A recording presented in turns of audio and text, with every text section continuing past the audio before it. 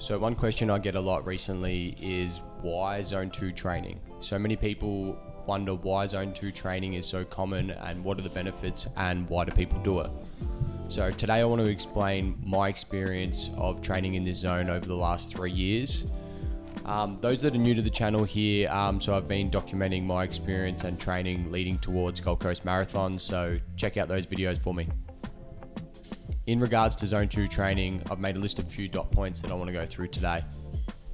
Improve your aerobic capacity by enhancing your body's ability to utilize oxygen. So this means being able to utilize your oxygen in a better way and be able to sustain long efforts without fatigue. Being said though, you need to make sure that you are training in the correct zones, so you can get the correct zones done by, say, a VO2 max place that determines your VO2 max, and then you can go from there and they'll set the zones for you. So dot point number 2 here is fat burning. So this is an interesting one for some people. Zone 2 training targets fat metabolism for energy production. So by spending time in this zone, you are able to enhance your body's ability to burn fat, which is beneficial for some people in regards to weight loss. So dot point number 3, enhanced recovery. Training at a lower intensity allows for active recovery, promotes circulation of nutrients to deliver muscles while flushing out waste products. This can help reduce soreness in between some harder sessions. So the good thing about Zone 2 training is it can reduce the risk of injury. Like myself, coming back from an injury, starting at a lower heart rate and stuff like that, compared to a high intensity training. Zone 2 training just puts less strain on your muscle groups, your joints and connective tissues. So this will just lower the overuse injuries that come from training long term. So Zone 2 training is also super important for building a strong foundation. So especially for long marathon events and other Ironman events, it's important to build that Zone 2 base, aerobic base, building up the volume and the intensity through your workouts. Your body is able to sustain that effort and utilize your oxygen a little bit better throughout your body. So there's many benefits, mental benefits as well.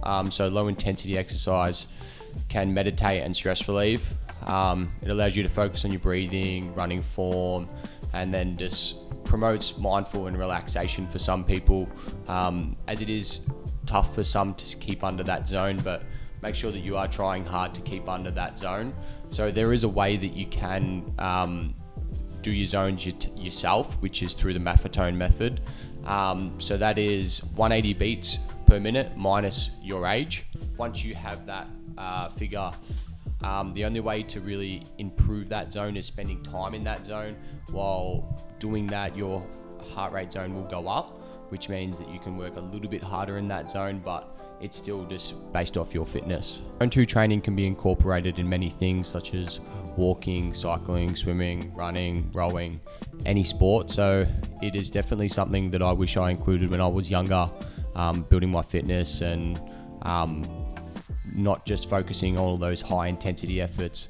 When I played in sports such as basketball and football, it was always just given 100%, which is very hard to then convert to, say, marathon and Ironman training, where your heart rate needs to stay quite low and the intensity is a lot lower compared to such a high intensity. So that's been an adjustment period for myself, just trying to navigate what is high intensity and what is low intensity. So there are many ways to determine that.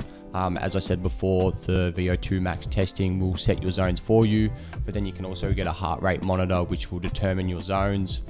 Some of the watches these days through Garmin and Apple set your zones as well. So for the overview on just Zone 2 training, you got to have a balanced approach to your fitness and long-term fitness goals and your performance and health and well-being. So including Zone 2 training is very beneficial to reduce the risk of injuries and just to promote a healthy way to exercise without keeping that high intensity effort 24/7.